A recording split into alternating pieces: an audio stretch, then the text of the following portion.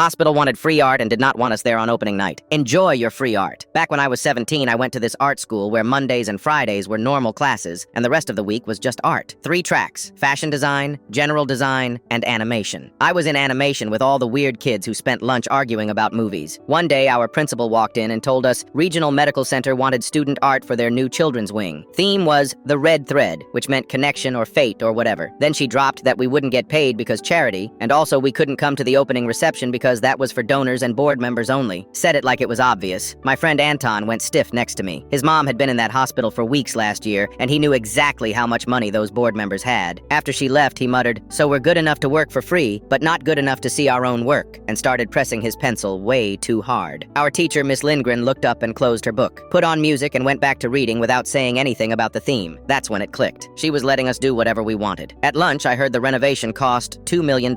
By end of day, everyone knew. Fashion kids were pissed because one girl's sister got treated badly there. Design kids were mad their teacher asked for payment and got rejected. We spent 4 days making the most disturbing stuff possible. Anton and I mixed plaster with red paint to make our canvas look diseased, used thick yarn for veins that bulged out. It looked wrong. Fashion kids destroyed nurse uniforms, ripped them and soaked them in fake blood and sewed red thread through like surgical scars. This girl Astrid filled an IV bag with corn syrup dyed red and stuck it on a mannequin. Design kids made sculptures of hearts getting crushed and hands with thread wrapped so tight the clay bulged. Friday, we loaded the van. Our principal saw the blood-soaked uniform, and her face went blank. Stared, then said, "Well, they asked for student art," and kept loading. At the hospital, some administrator met us on her phone, walked us to the wing without looking at our stuff, pointed down the hall, said, "Put them wherever," and left for a call. Didn't even glance at what we made. We hung everything. Infected paintings, tortured sculptures, blood-soaked mannequins in both corners. Against those white walls, everything looked 10 times worse. Anton started laughing this relieved laugh. We took pictures and left. Reception was Saturday. My friend's sister Nora worked there and started blowing up our group chat. "Okay, what did you guys make?" The mayor's wife just grabbed her husband's arm. "Some kid is crying." Then a photo of the director by our canvas, staring at his phone with his jaw clenched. She called, "You need to get down here." Anton drove and we snuck through the staff entrance Nora propped open, peeked around the corner. Director was giving this speech about challenging perspectives in modern art with the fakest smile. Behind him was our oozing canvas. Some kid kept pointing at it, pulling his mom's hand. News cameras everywhere. He couldn't reject it without looking like a jerk on camera for refusing free student work for sick kids. We watched him thank our school through clenched teeth, then bounced. Monday, Miss Lindgren brought donuts and said, "Excellent technical execution," with a tiny smile. Next Sunday, Nora texted, "They took everything down last night." I drove over. Hallway was empty except butterfly prints and rainbow photos. They erased us without saying anything. But we won. We made them stand in front of cameras and pretend to be grateful for nightmare fuel.